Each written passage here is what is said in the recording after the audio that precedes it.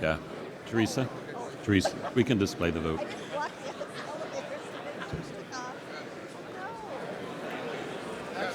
The first thing we'll do is get the results are in for CRS now. Can we get the results? There they are. And we have the results for the Board of Directors, Catholic Relief Services. Bishop Mark Seitz with 126 votes. Bishop Frank Caggiano with 116 votes. Bishop Anthony Taylor with 109 votes are elected to the Board of Directors, Catholic Relief Services. Thank you, brothers, and I especially want to thank Bishop Mansour for his great work in these 3 years. I asked him to do it. He at first had hesitations, but accepted it full force, and I think has brought the whole charism of the Eastern churches to that job as well. So, Bishop Mansour, thank you very, very much for that work.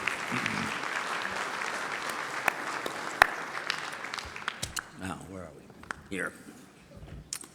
As we debate and vote on action items, please raise a green card to speak in favor, a red card to speak against, a yellow card for a question of clarification, and a white card for a point of order. We go now to the clergy, consecrated life, and vocations. Cardinal Tobin. While Cardinal Tobin is on the way, we want to thank Father Ralph O'Donnell, who will conclude his service as Executive Director at the end of this year. And we welcome Father Luke Ballman of the Archdiocese of Atlanta as new Executive Director, with gratitude to the Archdiocese of Atlanta for releasing him for service. So thanks, Father O'Donnell and Father Ballman. Thank you.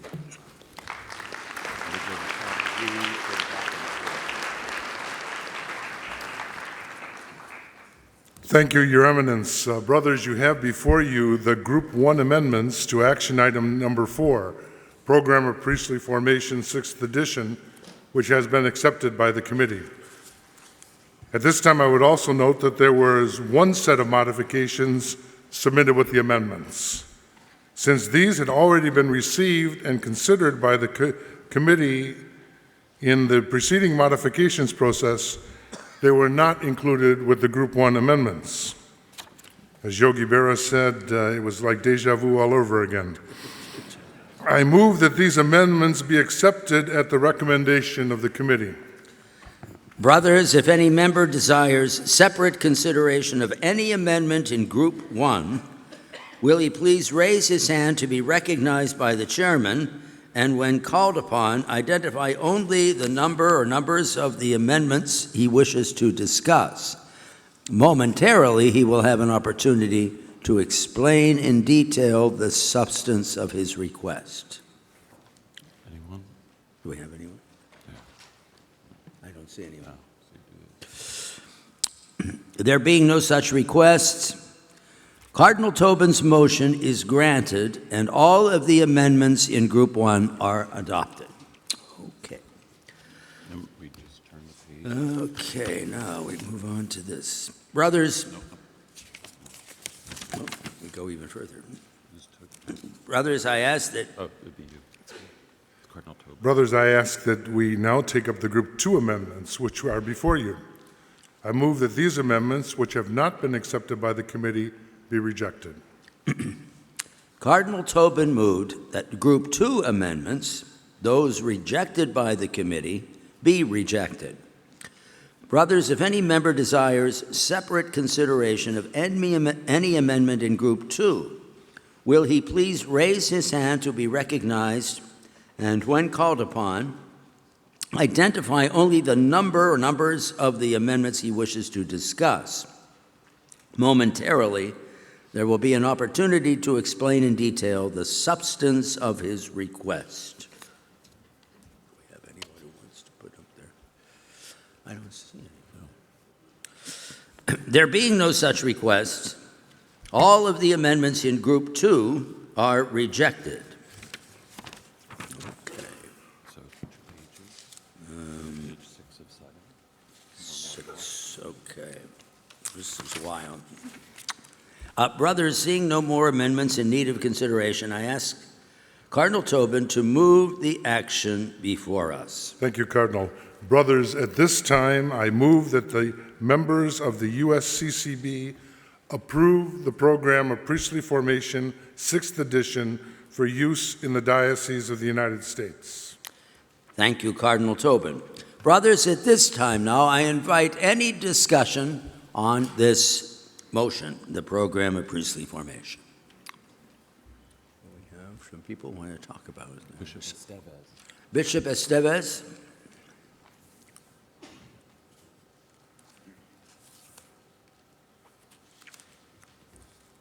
I just would like to share with with all of us that for the last 2 years, closely related to this new PPF 6th edition, we have been working, a team of us have been working, Bishop Andrew Cousins and I have been part of that group, and we have been deepening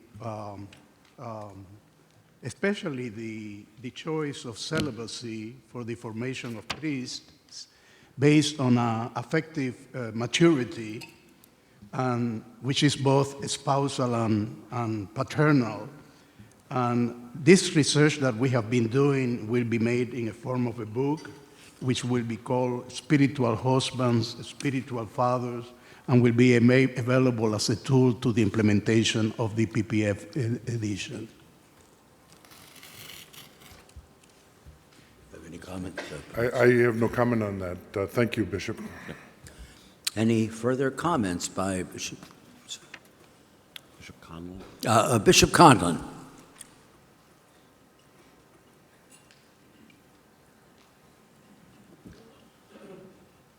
Clearly, one of the significant changes in the 6th edition Robert.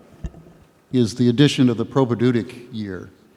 And it's clear from the work of the committee, including some of the rejected amendments, that you intend for there to be a great openness and flexibility in structuring the year and even placing the year within the term of formation.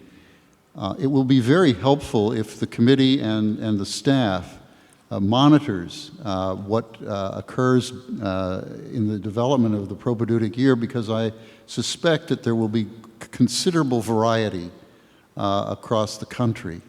So to see what different dioceses or regions do with this and reporting that back to the bishops as we go along would be very helpful. Thank you, Bishop.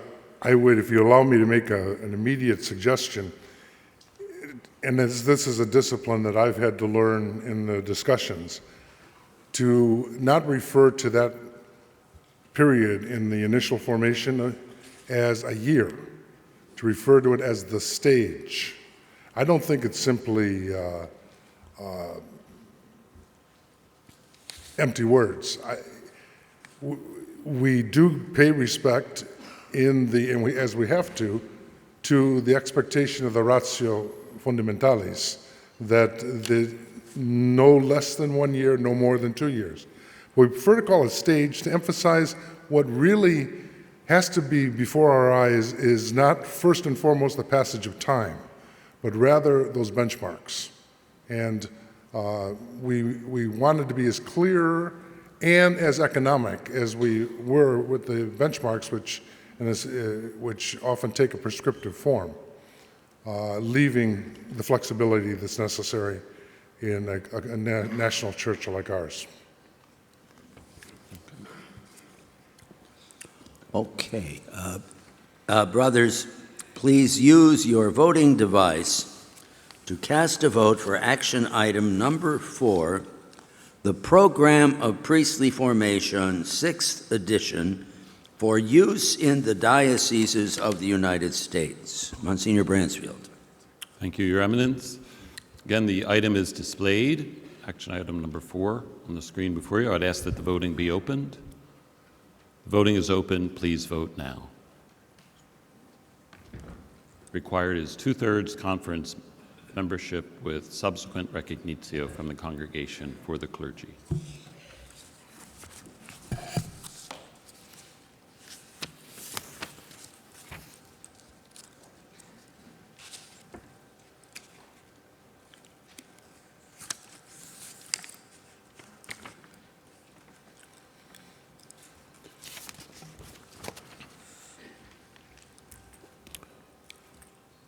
Voting is closed. Please note this action requires at least 178 yes votes to pass. The ballots from the bishops in Rome are being added to the totals.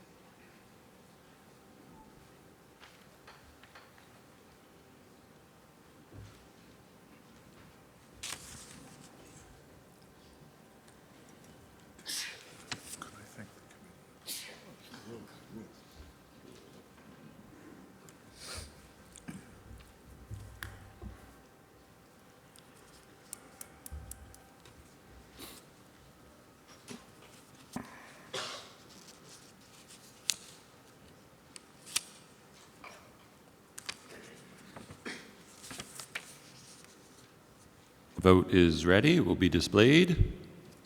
226 in favor. The motion passes.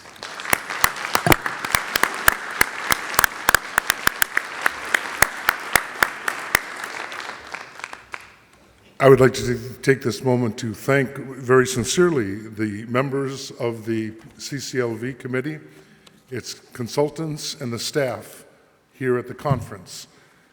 Their talents and their hard work allowed us to not only produce 3 major documents during this 3-year period, the Directory on the Life and Ministry of Permanent Deacons, reaffirming our Episcopal commitments, and the PPF 6.0.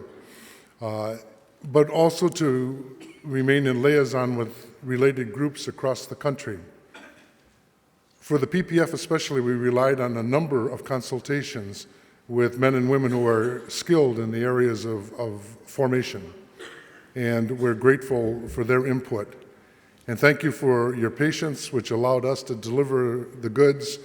I would remind you that for now, PPF 5 remains in force until the recognitio is received from the Congregation for the Clergy.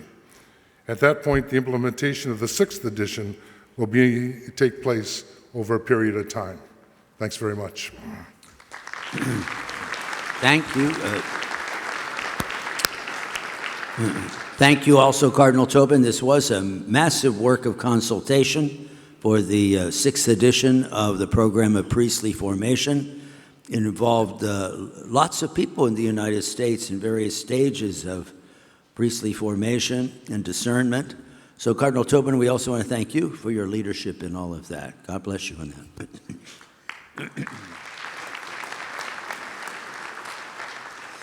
We now want to call on the Committee for Divine Worship. Archbishop Blair will be present, as Archbishop Gregory is in Rome right now, and he is coming forward for an action item related first to the Christian initiation of adults. Thank you, Your Eminence. Dear bishops, I present to you action item number 6, the ISIL Gray Book of the Order for the Christian Initiation of Adults, a new translation of the Latin typical edition of these rites.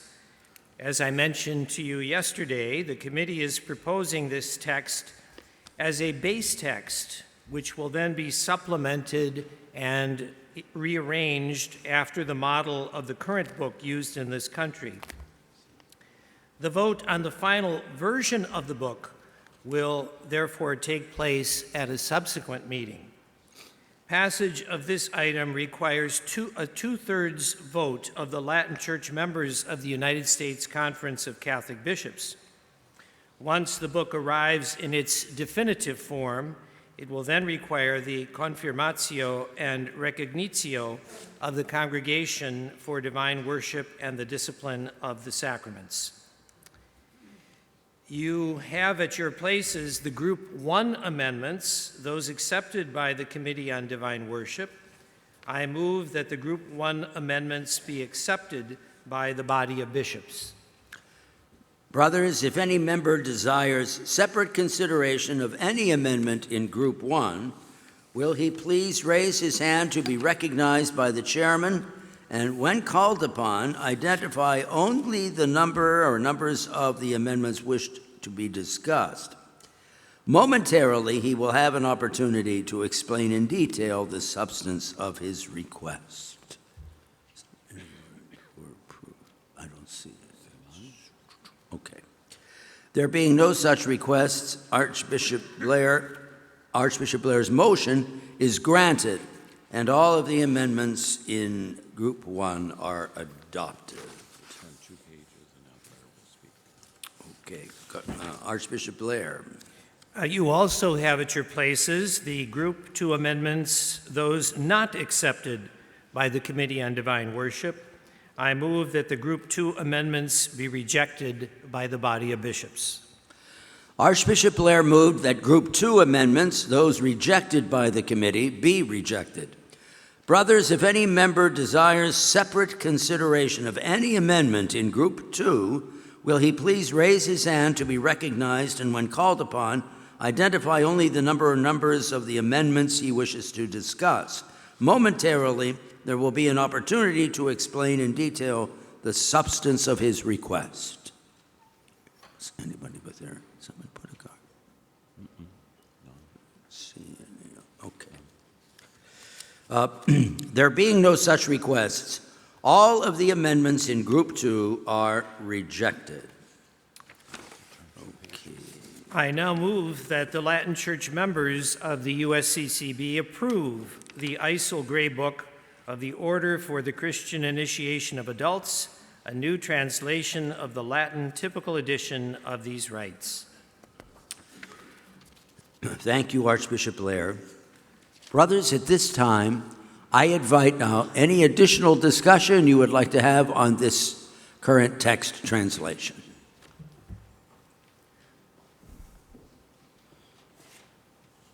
I presume there are no catechumens present. Okay. Brothers, please now use your voting device to cast a vote for action item number 6, the ISIL Gray Book translation of the Order of Christian Initiation of Adults for use in the dioceses of the United States. Monsignor Bransfield. Your Eminences, Your Excellencies, please note this action requires an affirmative vote by 2/3 of the Latin Church members in order to be approved, so that is number 164 yes votes. Latin Church members, both auxiliary and diocesan, are welcome to vote. Please select 1 for yes, 2 for no, and 3 for abstain. The voting is open for 30 seconds. Please open the vote. The voting is open. Please vote now.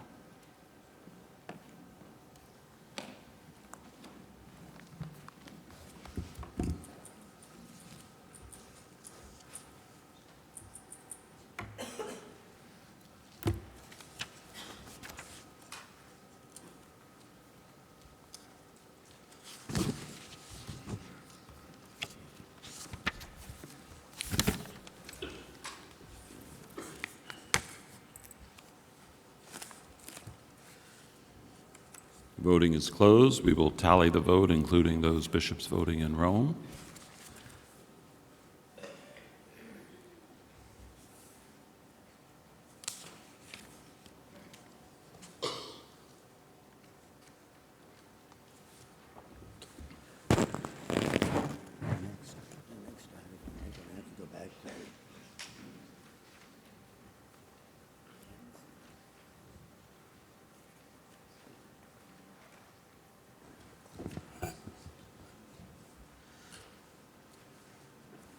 First, we have a demonstration.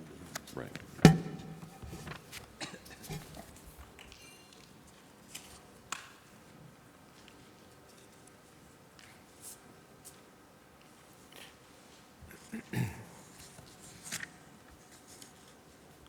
And just instead of action 4, you'd say action number 5. Looks like we're ready to display the vote.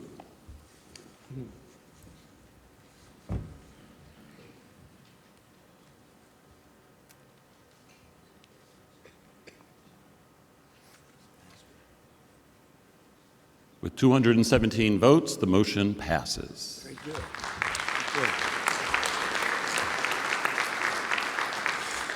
Now, at this point, thank you, Archbishop Blair, for that. We go to action item number 5, and I believe there's a demonstration involved in this, Archbishop Blair. Yes, there is.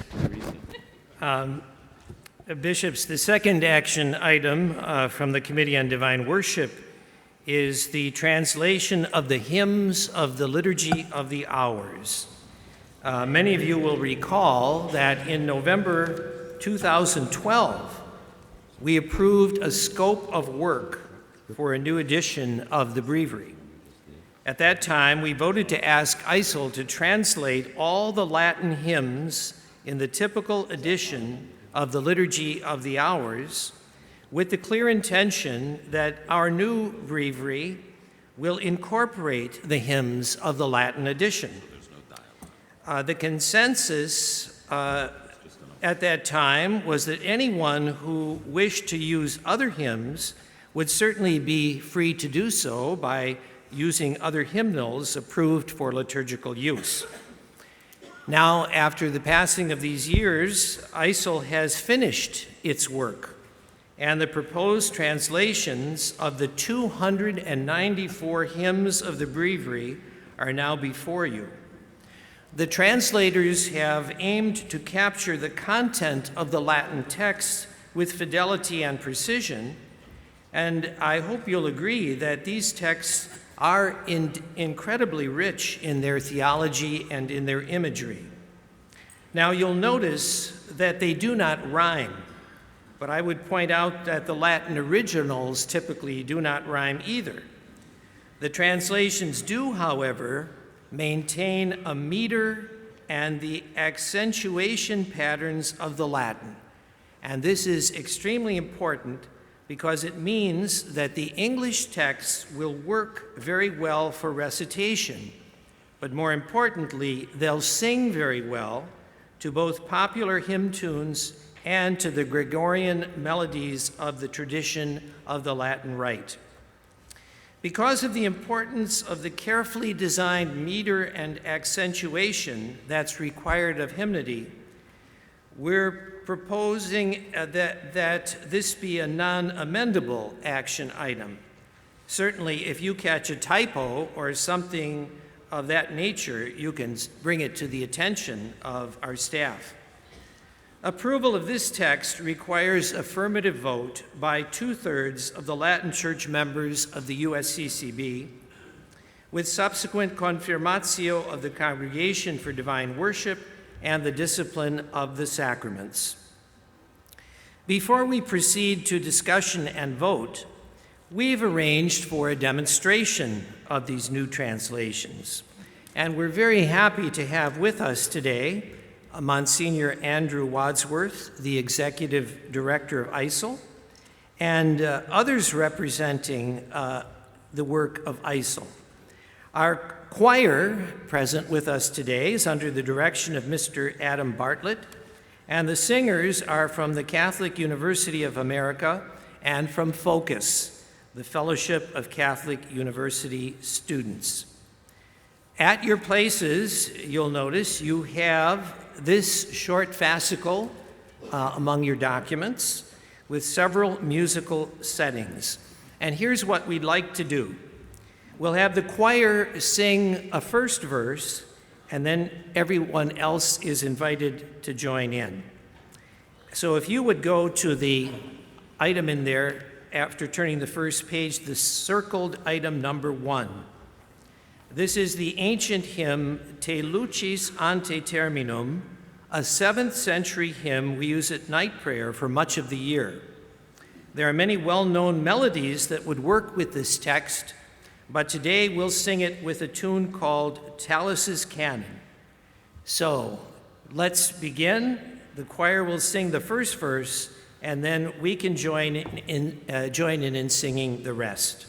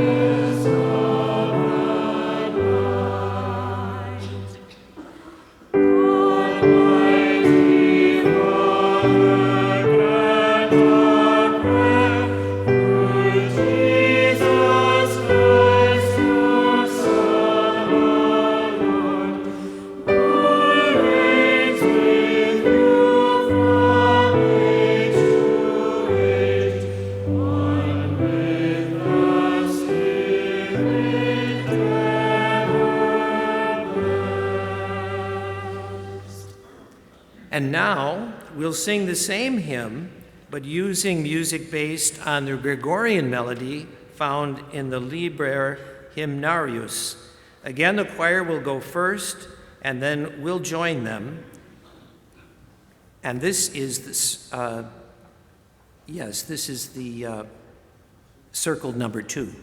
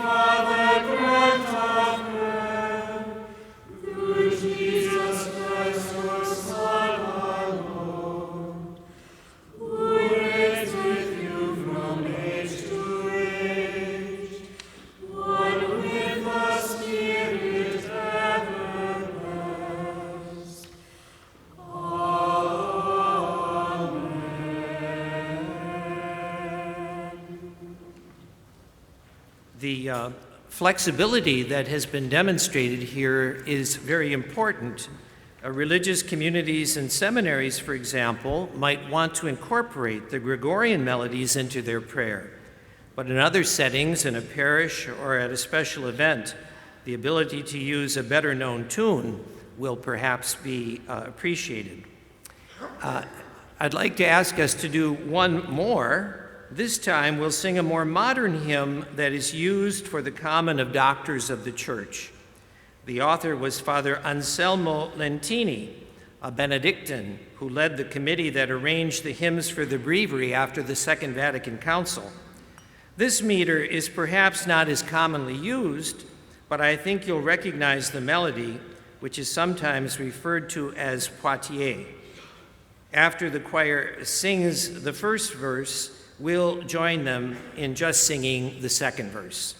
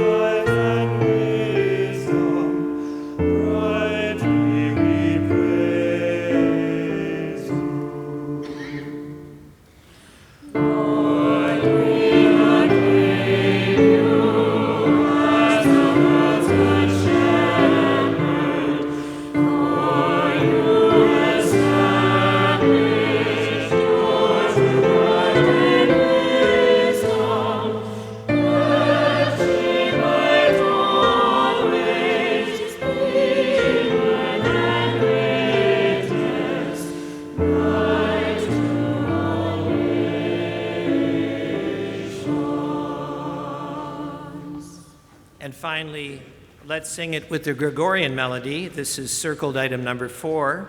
The choir will sing a verse, and then we'll join them for the second verse only and conclude with the Amen.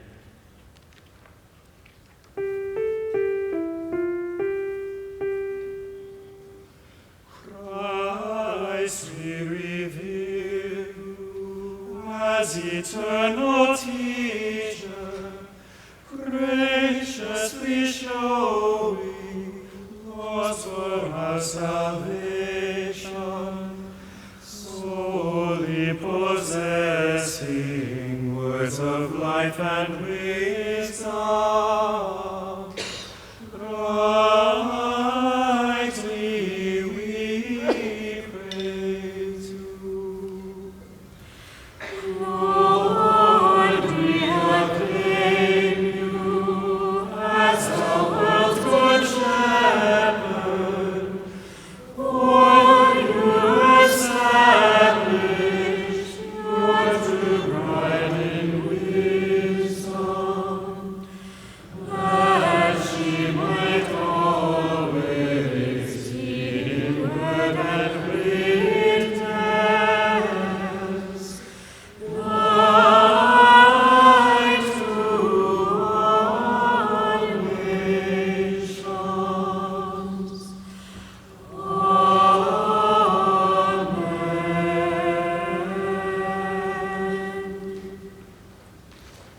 Well, very fine, and I hope that this demonstration has been helpful to all of us in appreciating the work and the value of what's being proposed.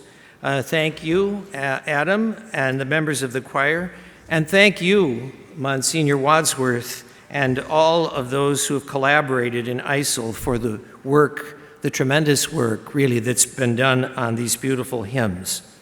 So at this time, I'm happy to take any questions of clarification that the bishops may have. Brother Bishops, any questions? Yes, I see someone back there. Can't tell. Bishop, please. Father Mike Malloy, a diocesan administrator from Rapid City. My question simply is, do you know in the long-term project if the melodies to these hymns will be included in the breviary? Right now our 4-volume just has the words, does not have the music. And it would be so helpful to be able to have those melodies so that we can master these songs.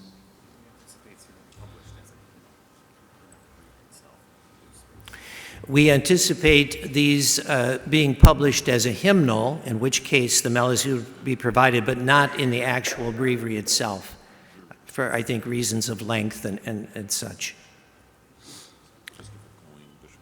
Bishop Coyne. Archbishop, we had, in the Committee on Divine Worship, we had talked about the possibility of an app.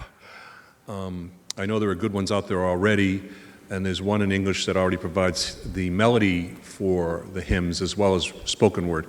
But I think it would be very helpful if the conference would consider a breviary app to supplement the 4-volume and to do exactly what Father Malloy suggested, which would be to provide the hymn settings, the musical settings, so that when we're praying by ourselves and you see a meter 6.66 and you say, I have no idea what that is, but we can have the musical text for our own use. Yes, thank you for pointing that out on behalf of the committee.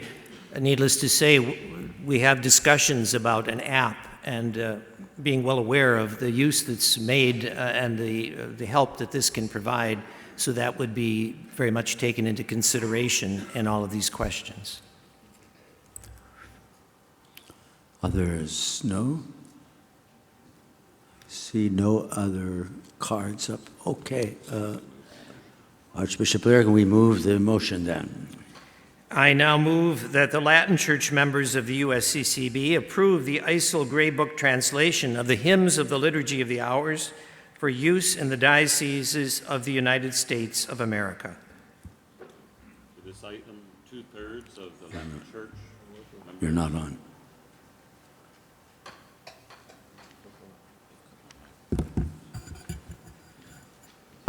There it is. You want to use mine?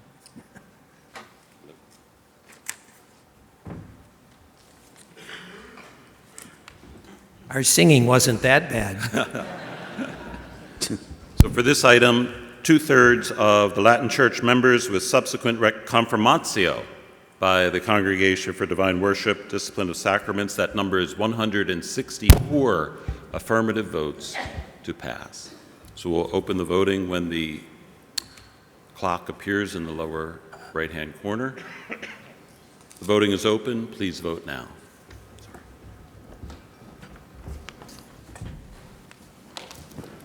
I'm back.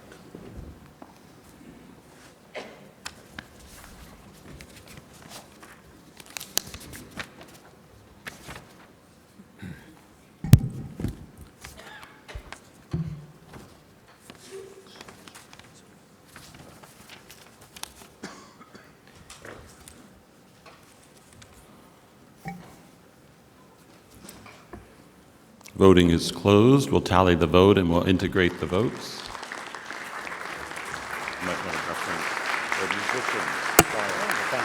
Yes, thank you to our wonderful choir.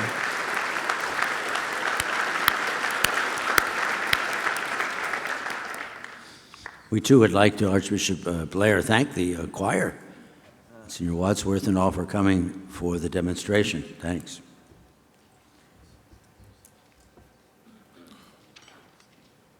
Looks like we're ready to display the vote.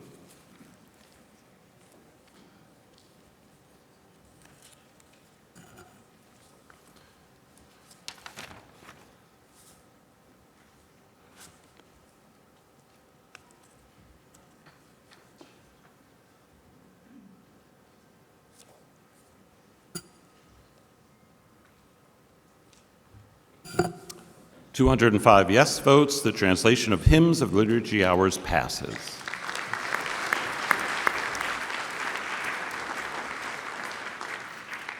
Thank you very much, and I must say this has been a tremendous effort on the part of ISIL, carried out very competently, and want to thank them and also our own Office for Divine Worship for all of their long efforts and this ongoing project of revitalizing our translations and the liturgy.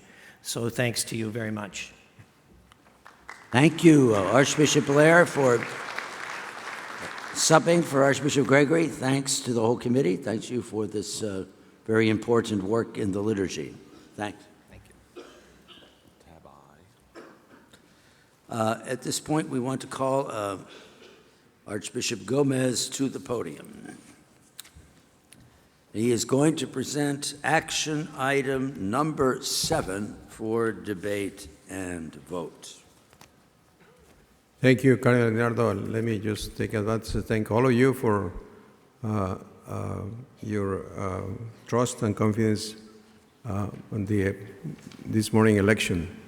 I'm humbled by your support, and I think it is a special blessing for the Latino community as we always reflect on how important it is to take care of our people. So I obviously ask for your prayers because it is a challenging assignment or election. So, but I do my best to continue the leadership of Cardinal Leonardo and also to work together with all of you. I have to say that it's going to be a big change, Cardinal Leonardo, because I don't sing anything.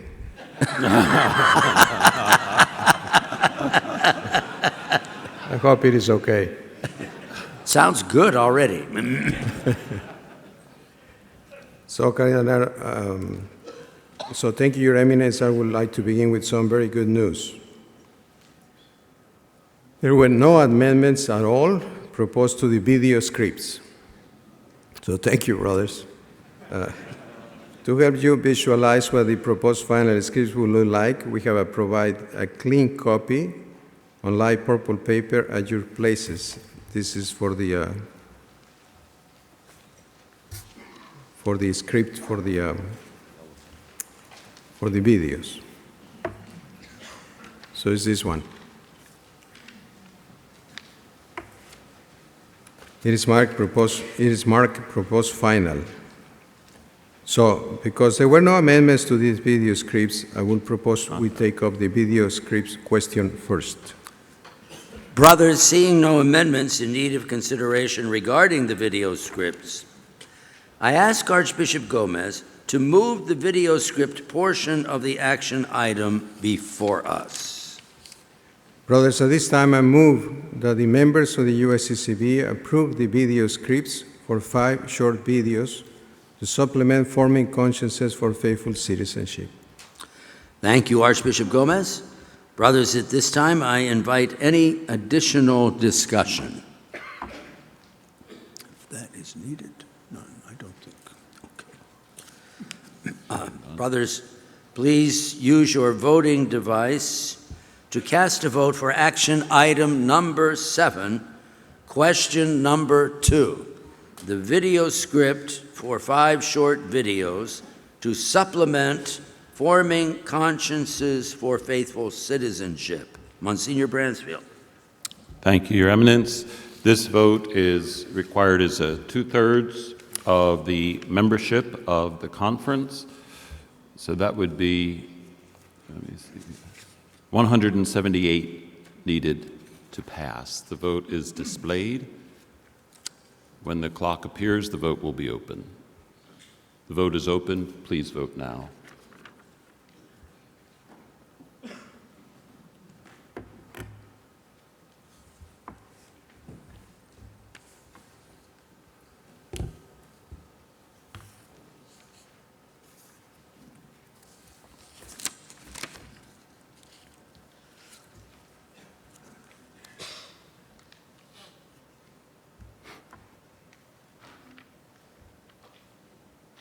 The vote is closed, and we will integrate with the vote coming in from the bishops in Rome.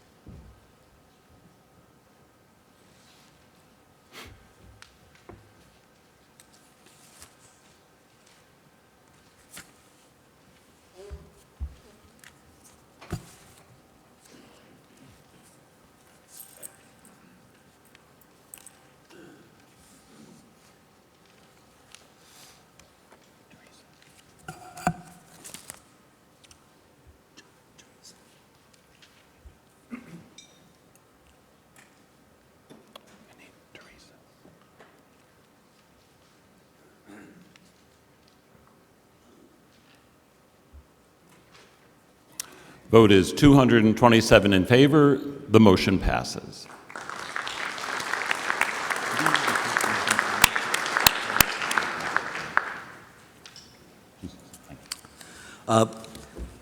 Thank you, brothers. I now ask Archbishop Gomez to move the letter portion of the two action items before us. Archbishop Gomez. Thank you, Cardinal. Brothers, I began with the very good news that there were no amendments at all to the video scripts. And I would like now to add that there were just very few amendments to the letter. There were 16 in total, and many of them were nearly identical. Bishop DeWayne, who served as the chairman of the drafting committee for the letter, is here with me to assist in answering questions regarding our approach to these amendments. As with the video scripts, we thought it would be helpful to provide you with a clean copy of the letter to help you visualize what it would look like if the recommendations of the working group are accepted. The document at your places on yellow paper and marked amended is this one.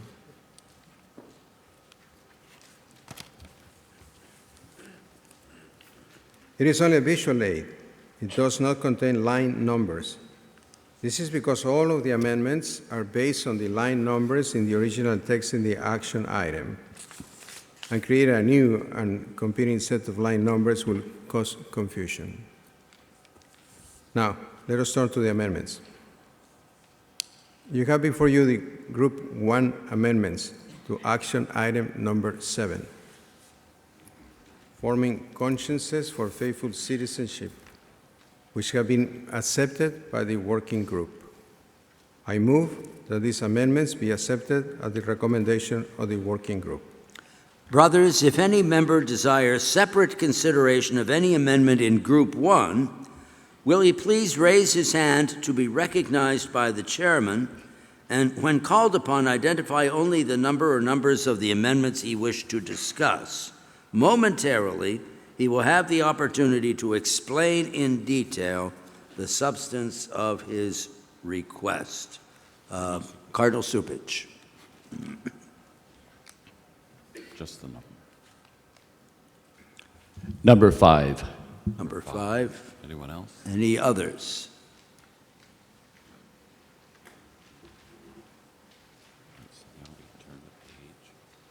Okay. Requests have been made for a separate consideration of amendment number 5.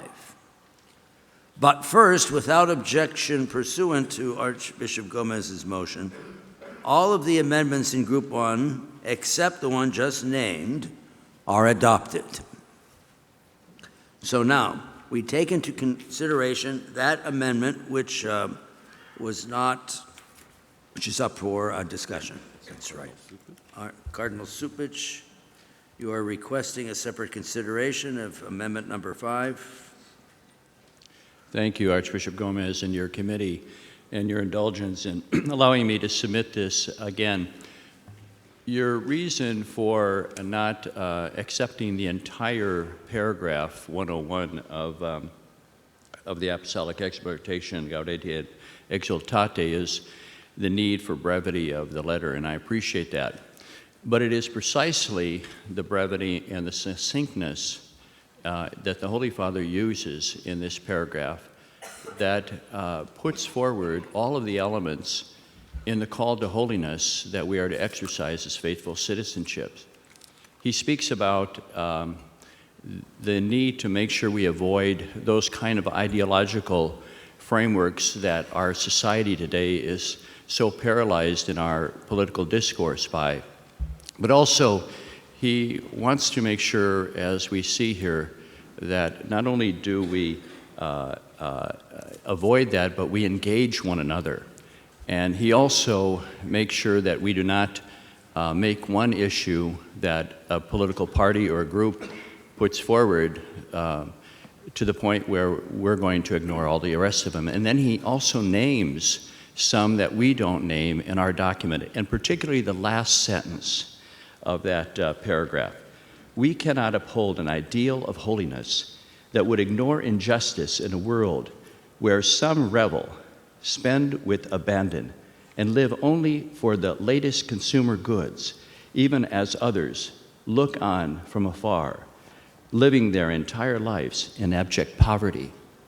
I think those four elements in which he encapsulates all of the elements that we should be taking in mind as a people who are voting in this country should not be ignored. And so I would ask that consideration be given to adopting in this letter that entire paragraph.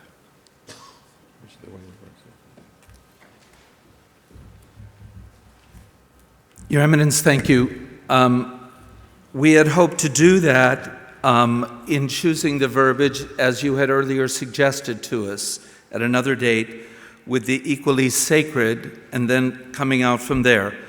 I might ask Your Eminence if we were to look at the language that presently is there for that paragraph, if we could find a way, because our Holy Father speaks of this throwaway society and other areas also.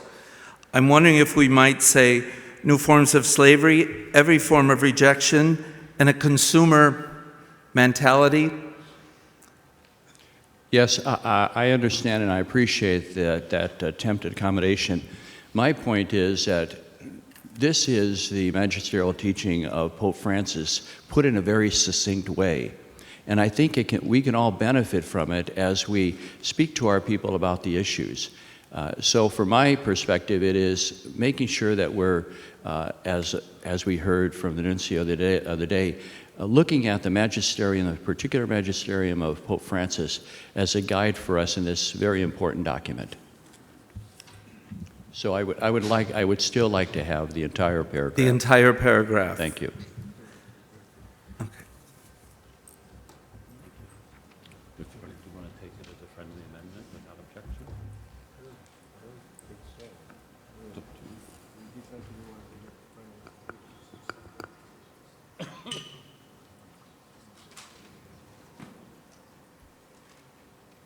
It's up to you.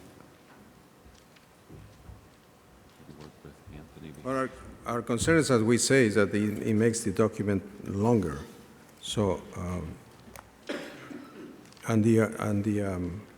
the specific mandate to the body that we received was to produce a short letter. So that's what we decided to. So you want to stay where you are in this? They could choose to take it. To include Do you want to accept it as a friendly amendment, or?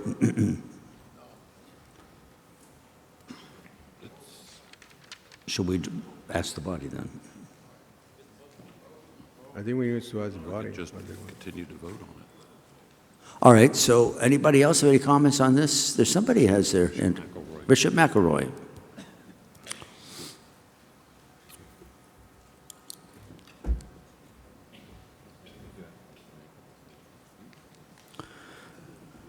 I want to speak in favor of Cardinal Cupich's amendment for the reasons he stated, but also for an additional one. What has been added to this letter that was not in the previous forms is a statement I believe is at least discordant with the Pope's teaching, if not inconsistent. At the top of the second page of the letter, it says, "The threat of abortion remains our preeminent priority because it directly attacks life itself." This is taken from the previous statement, but I believe it is not in keeping with that quote from the Holy Father. And this quote will be used, the preeminent quote, will be used to in fact undermine the point Pope Francis is making in that paragraph. So either we should get rid of preeminent, or if we're going to keep preeminent in there, let's at least give the Pope a fighting chance with his view to keep that whole paragraph in there, because that's where he articulates his vision of this very controversial question. This is the most important focal point of this letter, and it was just added today, and it totally changes the nature of the letter, because it will allow people to use it to say, this does overcome all the other issues. It is not Catholic teaching that abortion is the preeminent issue that we face as a world in Catholic social teaching. It is not. For us to say that, particularly when we omit the Pope's articulation of this question, I think is a grave disservice to our people if we're trying to communicate to them what the magisterium teaches. So either we shouldn't have preeminent in there, or we should have the Pope's full paragraph where he lays out his vision of this very same question, delicately balancing all of it in the words he does. Bishop Strickland, followed by Archbishop Chaput.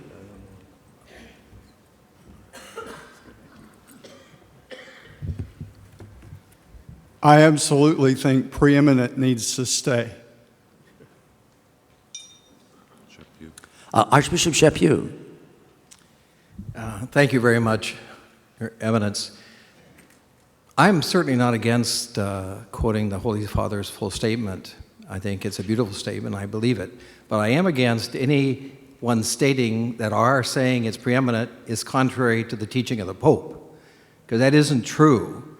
It sets an artificial battle between the Bishops' Conference of the United States and the Holy Father, which isn't true. So I don't like the argument Bishop McElroy used. It isn't true. You know, we do support the Holy Father completely. What he said is true, but I think it has been very clearly the articulated opinion of the Bishops' Conference for many years that pro-life is still the preeminent issue. It doesn't mean the others aren't equal in dignity. It's just time in the certain circumstances of our church in the United States.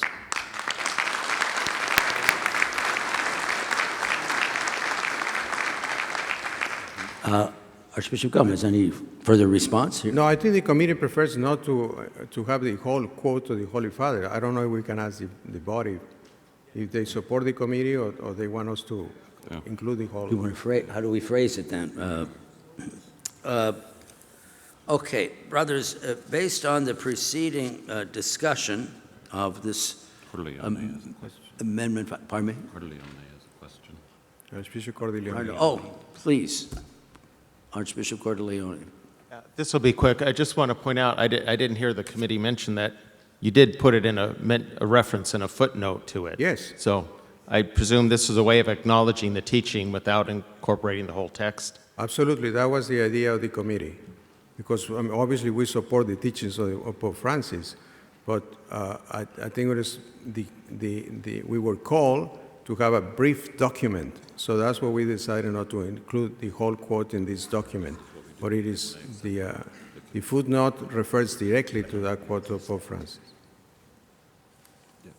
I mean, we're saying yes to Cardinal Super's amendment. We'll be saying yes to this, if you say it that way. Okay, brothers, based on the preceding discussions, what we've just heard, please signify by saying A if you wish the amendment, so it's not the amendment to be adopted, is it? Yeah, as they have it, the amendment as they have it. This is voting on this particular amendment, isn't it? Yes. Right, number 5. And your point is that you do not wish the amendment, you want to keep the text as it is. In the amendment. That's correct. Okay, so in voting A, we're voting on the working group, and what they have is the text now, that's what they want, that's what they're recommending in this. I don't know if, is that clear to everybody?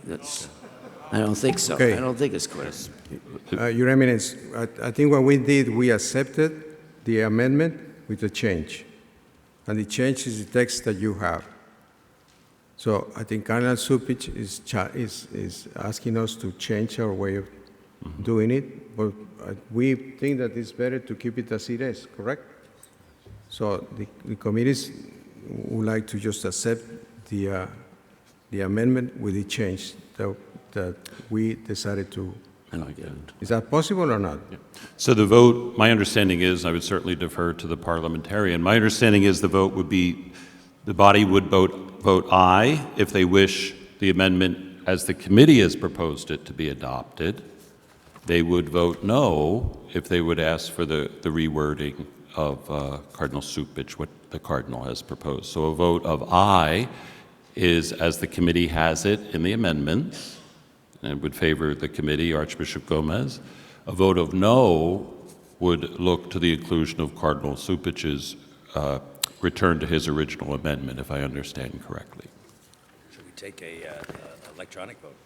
It can be either a voice vote or electronic vote, whatever you prefer. I think it should be, just raising questions, I think we should take it as an electronic vote.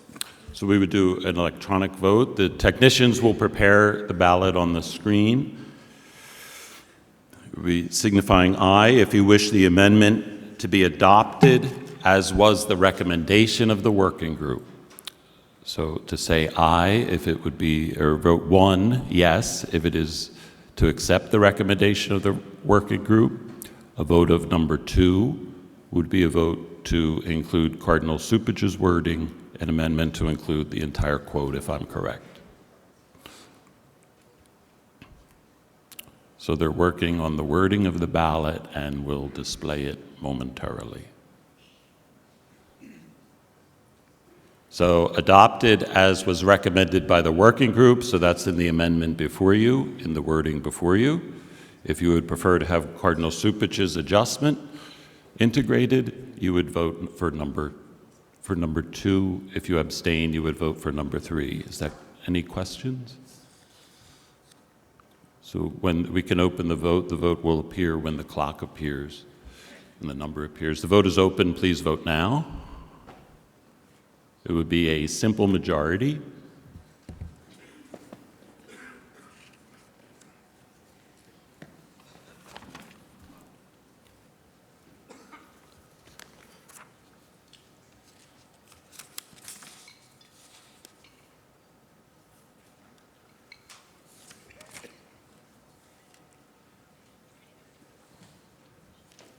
The voting is now closed, and they will tabulate the vote and integrate voting with the bishop's voting in Rome.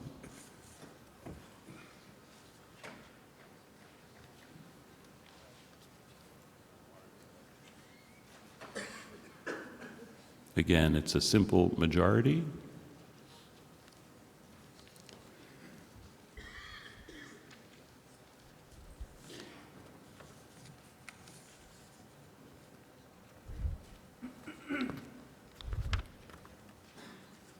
The majority has it. The amendment is adopted as was recommended by the working group.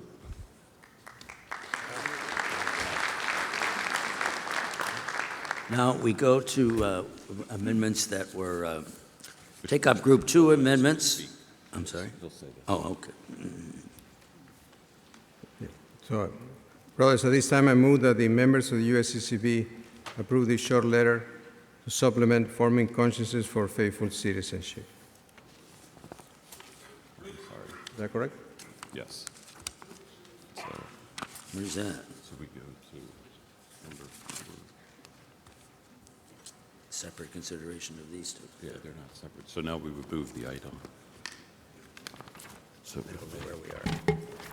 So you do page 6. So page 6.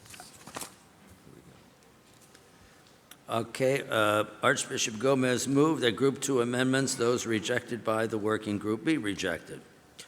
Brothers, if any member desires separate consideration of any amendment in Group 2, will he please raise his hand to be recognized? Oh, I'm sorry. Yes, you're fine.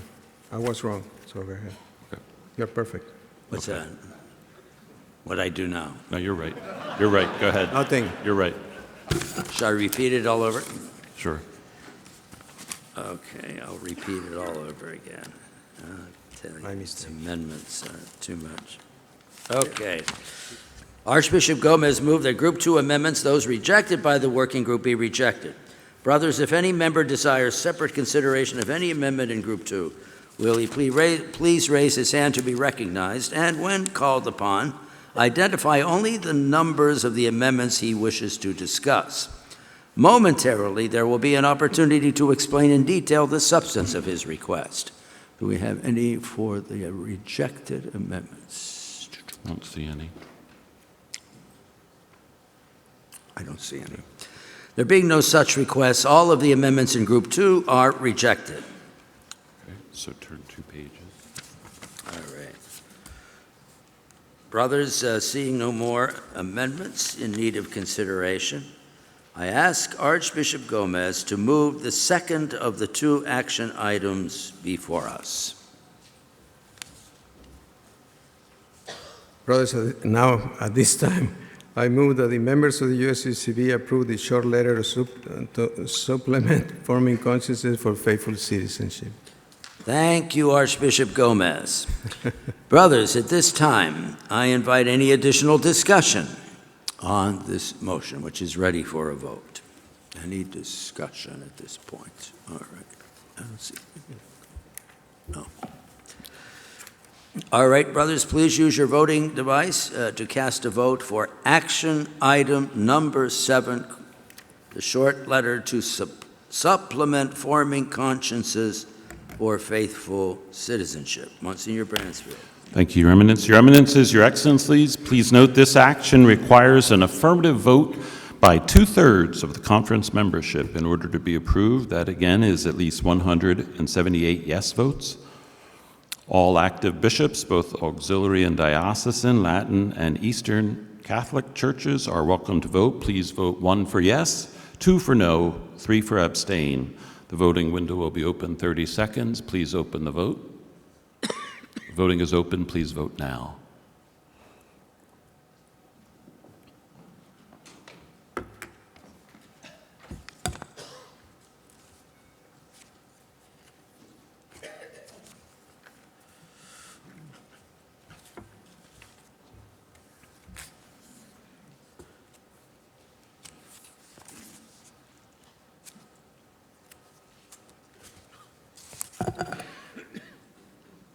The voting is closed.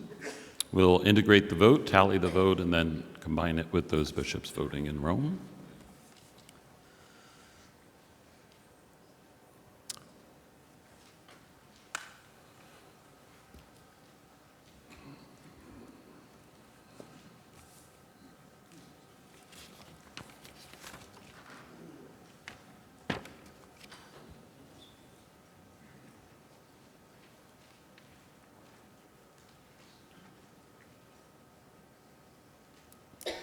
Looks like we're ready to display the vote.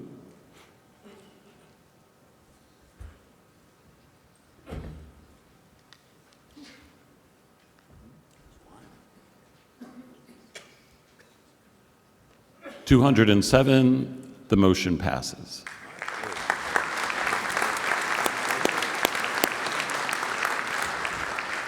So, Your Eminence, I would like to express my sincere thanks to the Working Group on Forming Consciences for Faithful Citizenship, including the chairman of the 13 committees who serve as its members.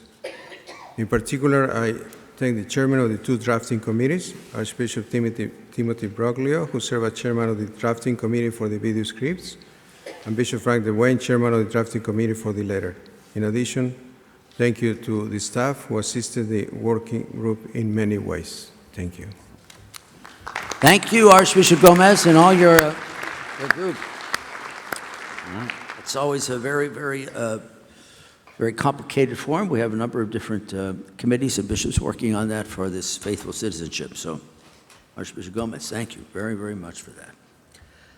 And now I would ask Bishop Perez to come forward, and I believe Bishop Cepeda will be with him.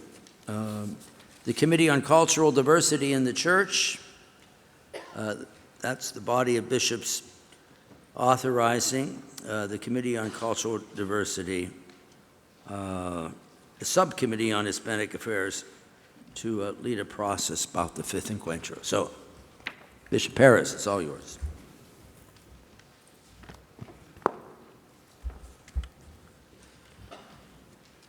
Thank you, Your Eminence. Brother Bishops, I'm happy to present you with the action item number 8. The USCCB norms for statements emanating from the whole body of bishops call for the body to be consulted in some way or form even before the drafting begins.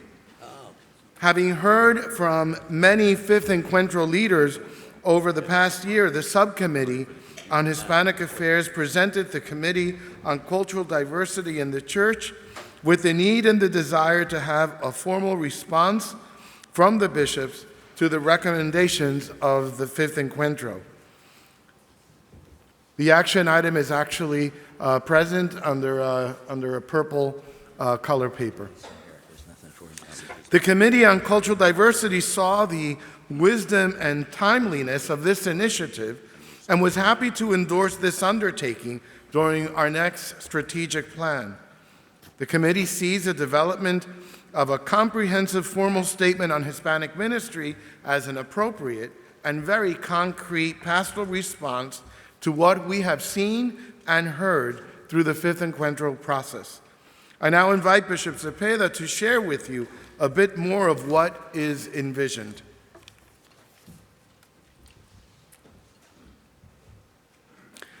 Thank you, Bishop Perez, and thank you, Brother Bishops, for your wonderful support of the Quinto Encuentro process in your dioceses. First, I want to share with you that this formal statement is viewed by the Subcommittee on Hispanic Affairs as a very practical response to the recommendations of the Quinto Encuentro process.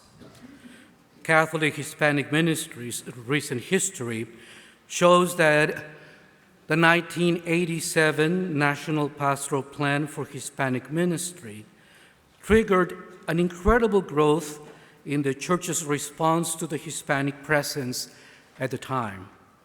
It was a robust and clear response that has guided Hispanic ministry for the past 30 years with many successful results. However, the time and circumstances have changed. We are also seeing generational change from a largely immigrant population, which is still the reality in many dioceses, to a rapidly growing majority U.S.-born Latino population. A new vision is needed. We believe that a new comprehensive plan will provide the Church in the United States with a vision to guide and strengthen Hispanic ministry over the next 10 to 15 years. So, what is envisioned? First, the statement will consider the priorities already identified by the U.S. bishops for the 2021-2024 planning cycle. Second, the formal statement will also respond to the recommendations of the Quinto Encuentro process in the various ministerial areas, while attempting to be as comprehensive as possible. 5 priorities will likely be a central part of the pastoral vision. Number 1, championing the leadership development and faith formation of Hispanic Latino youth and young adults. Number 2, promotion of vocations to the priesthood and religious life. Number 3, promotion of ministry models and resources suited to the needs of Hispanic Latino families. Number 4, for the Church to be an example and promoter of social justice and human dignity. And finally, number 5, identification of best practices in ministry with Hispanic Latino in parishes, dioceses, and other Catholic institutions. The Fifth Encuentro has provided us with very good data and important recommendations.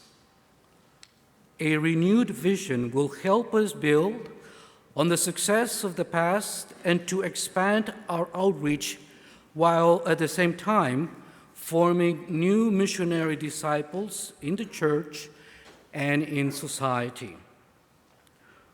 For these reasons, Brother Bishops, I ask you to support the development of a comprehensive, formal statement on Hispanic ministry during the next USCCB planning cycle.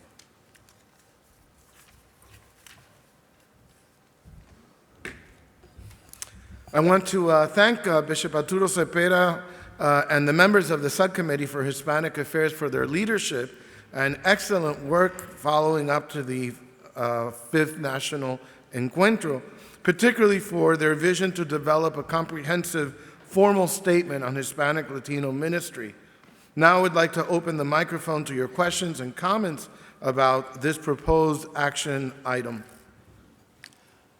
Brother Bishops, comments, questions, discussion for Bishop Perez and Bishop Cepeda. Bishop Mark Brennan. Bishop Mark Brennan.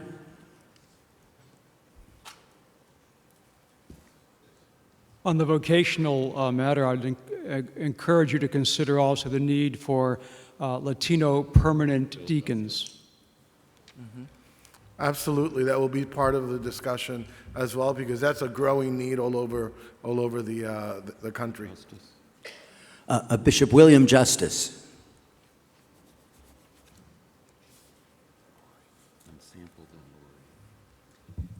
I want to thank you for that proposal and how wonderful was the 5th Encuentro in the process. I would challenge that the development of the statement uses that process, not quite as huge, but considering and letting people suggest their experience from the 5th Encuentro and what should be in the process. The other thing is, I think it's really important that there's a sense of we've got to get this done, rather than it might come out 3 to 4 or 5 years from now, because I think some of the fire of the 5th Encuentro has gone down a little bit because it's just natural. But if it is delayed and our service and our work with the 5th Encuentro takes a long time, we're in trouble. So that's what I... Thank you, Bishop. To your first point, we are, yes, intending to continue with the process, which at the very heart of the Quinto Encuentro is that of consultation and listening. And in the process of creating this pastoral statement, we want to continue with the same spirit of the process. So thank you for bringing that to our attention. In regards to the second part, on where are we moving from here and not to let it die, this afternoon we will have an update on the Quinto Encuentro, and I'll be able to be more specific into the steps that now the Encuentro is taken so that we can move from the national level into regional, diocesan, and parish level. Thank you. Archbishop Sample, followed by Archbishop Laurie. I just wish to speak very much in favor of the development of this document. I think that having participated myself personally in the diocesan, regional, and in the national level in the Quinto Encuentro process, there was such great enthusiasm and excitement generated in that process, I know, among my own people. And since the National Encuentro occurred, people are in my ear all the time asking me, what's happening? What's going to happen next? Where's this all going to go? So I think we don't want to lose that enthusiasm and the momentum that we generated during the Quinto Encuentro. And so I'm very much in favor of this. And I would just hope that the statement in laying out a comprehensive vision would be very practical and not simply platitudes and too generic. I think what we're looking for is something that can be very practically put into practice in the local churches. But I thank the group and hope that this goes forward quickly. Thank you, Archbishop, for your support. And I do want to say that all over the country, the faithful were so moved and so impressed with the love and the care and the presence of the bishops at the National Encuentro that they still continue to talk about that. Thank you, Archbishop. Archbishop Laurie, followed by Bishop Coyne. I certainly want to express my strong support for this project and to carry on the spirit and the content of the Encuentro, so very important, particularly as we struggle to retain our Latinos within the communion of the church. And I know people will be asking you to put everything under the sun in this document, probably, and I'm one of those right now, but to pick up a thread of our conversation earlier in this meeting, we spoke about the need to open our Catholic schools more to the Latino community, and I would hope there might be a focus on that as the committee does its work. Thank you. Thank you, Archbishop. As I'd mentioned before, we will give you a full update on where we are in the Quinto Encuentro, and now that we do have the proceedings and conclusions actually in our hands, should be able to follow up in that direction too, because one of the concerns that came from our people in this listening and consultation was Catholic education, and of course, to be able to recruit more of our children for Catholic schools. Thank you. Bishop Coyne, followed by Bishop O'Connell. This is something I bring up all the time when we talk about developing statements. In a digital culture, I think statements are important as a foundation, but people don't read them. So my encouragement would be that perhaps, and I am fully behind this project, but to see it less as a production of a statement and more of a pastoral plan that would then be broadly disseminated across the digital culture, across the digital means, rather than a large document that just disappears on a shelf.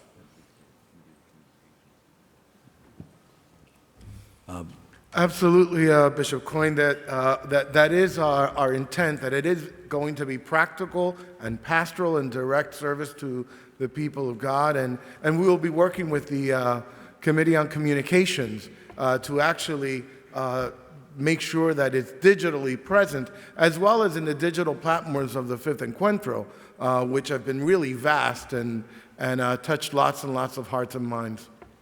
Bishop O'Connell, followed by Bishop Olmsted. Thank you. I just want also to speak about the importance of renewing our focus on our Catholic schools.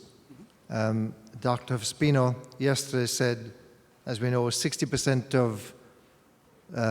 of the youth who are under 25, the 25-year-olds and under in the country are Latino youth, yet only 4% of them are in our Catholic schools. And also he has mentioned other places that he's noticed in his surveys across the country that in the parishes where the outreach to the Latino population and the Hispanic ministry is strongest, those are the places where there is less and less connection to our Catholic schools. I want to just reaffirm our commitment to the Catholic schools because they are the best way we have to evangelize and educate our young people. They're also the best way of all of reaching out to their families and to foster devotion, to foster vocations. So this renewed emphasis on all of us working together to bring our Latino youth into our Catholic schools is the best way, I think, possible of fulfilling a lot of what the Encuentro is looking for. Bishop, thank you very much. I believe that as we collected the data that is now presented in the proceedings, we continue to be looking into the recruitment on, for Hispanic and Latino children into school, young adults, youth, and as was mentioned just yesterday by Dr. Ospino, yes, you're correct that, about 60% of all of the Catholic population in the United States is under 18 has Hispanic Latino heritage.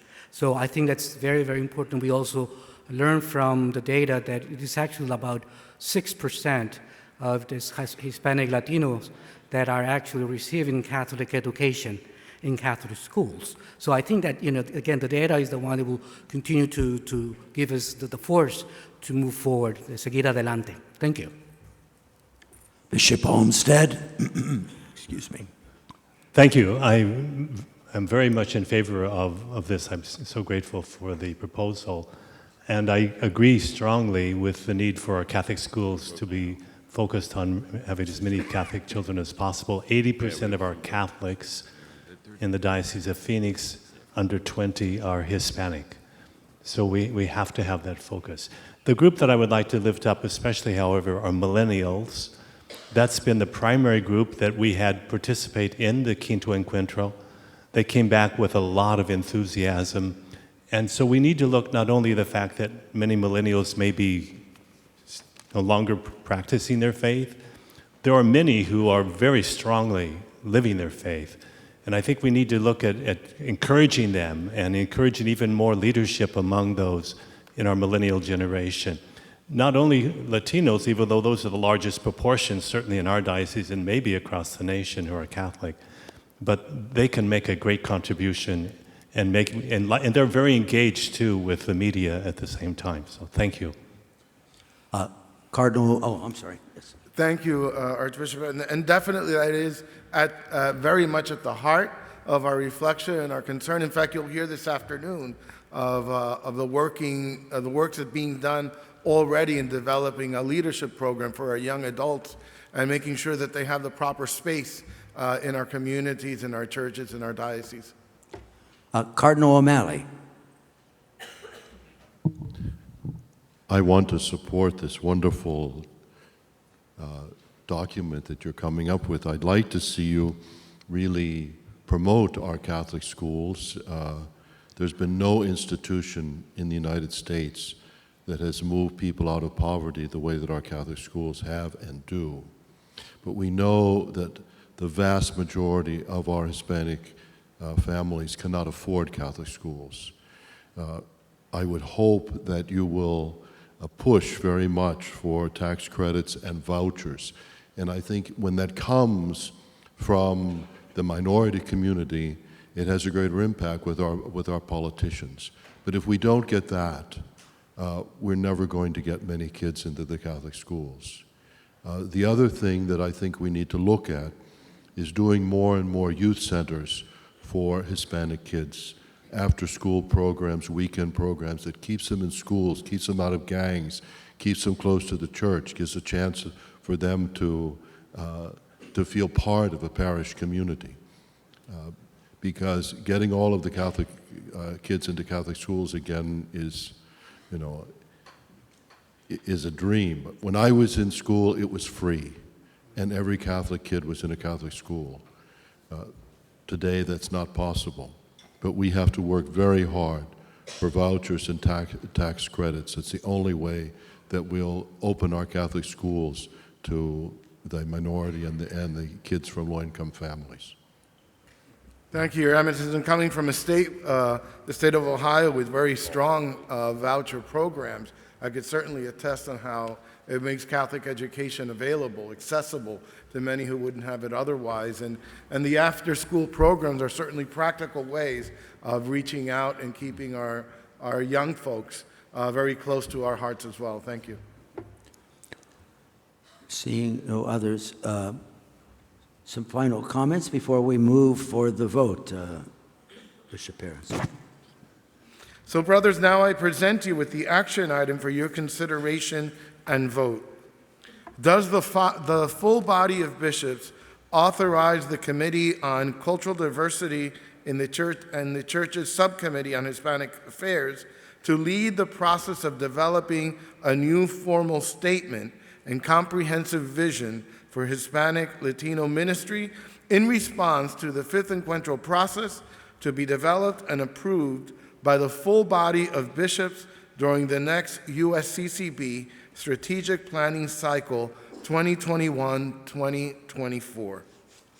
So the vote required is the majority of members present and voting. The action is on the screen before you. I'd ask that the vote be opened. The vote is open. Please vote now.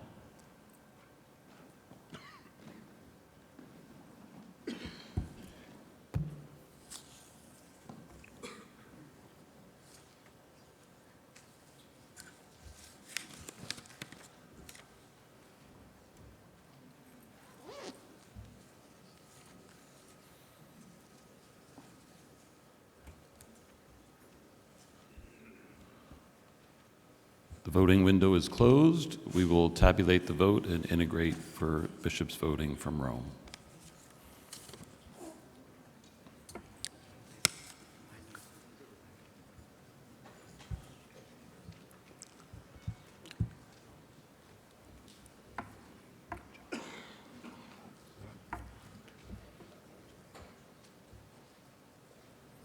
Vote is ready. I believe it will be displayed shortly.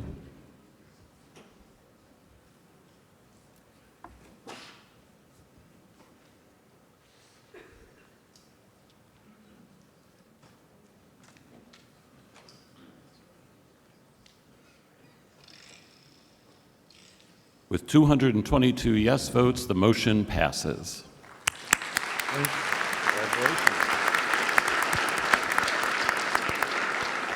Thank you so much, Brother Bishops, for your leadership and your support for the Quinto Encuentro process, and for calling for the development of a new comprehensive formal statement on Hispanic ministry as a pastoral response to the Quinto Encuentro process. Thank you so much. Thank you, Bishop Perez and subcommittee. Thank you, Brother Bishops. That's a very resounding yes to develop this immediately. This results from the Fifth Encuentro for Hispanic Latino ministry. We have some announcements from Monsignor Bransfield. Thank you, Eminence. Your Eminences, Your Excellencies, lunch will be served in Grand Ballroom number 5, located on the 3rd floor. As a reminder, the Committee on Priorities and Plans will convene immediately after this meeting, the Kent AB room, located on the 4th floor. The Kent AB room, it's directly across from the executive office, so as you leave the room, you make a right and a second right. The members of the Committee on Priorities and Plans to nominate candidates for the office of Secretary. We will reconvene at 2 p.m. in this room for the start of our afternoon session. Thank you, Eminence. Thank you, Monsignor. Archbishop Gomez leading us, our President-elect in an Angelus. That's good. Thank you. In the name of the Father, and Son, and the Holy Spirit. Amen. The angel of the Lord declared unto Mary, She conceived by the Holy Spirit. Hail Mary, full of grace, the Lord is with thee. Blessed art thou among women, blessed the fruit of thy womb, Jesus. Holy Mary, Mother of God, pray for us sinners now and at the hour of our death. Amen. Behold the handmaid of the Lord. Be it done unto me according to thy word. Hail Mary, full of grace, the Lord is with thee. Blessed art thou among women, blessed the fruit of thy womb, Jesus. Holy Mary, Mother of God, pray for us sinners now and at the hour of our death. And the Word was made flesh. And dwelt among us. Hail Mary, full of grace, the Lord is with thee. Blessed art thou among women, blessed the fruit of thy womb, Jesus. Holy Mary, Mother of God, pray for us sinners now and at the hour of our death. Amen. Pray for us, O Holy Mother of God. That we may be made worthy of the promises of Christ. Let us pray. Put forth, we beseech you, O Lord. Thy grace to our hearts, that we, to whom the incarnation of Christ thy Son was made known by the message of an angel, may by his passion and cross be brought to the glory of his resurrection. Through the same Christ our Lord. Amen. Bless us, O Lord. And these thy gifts which we are about to receive from thy bounty through Christ our Lord. Amen. In the name of the Father, the Son, and the Holy Spirit. Amen.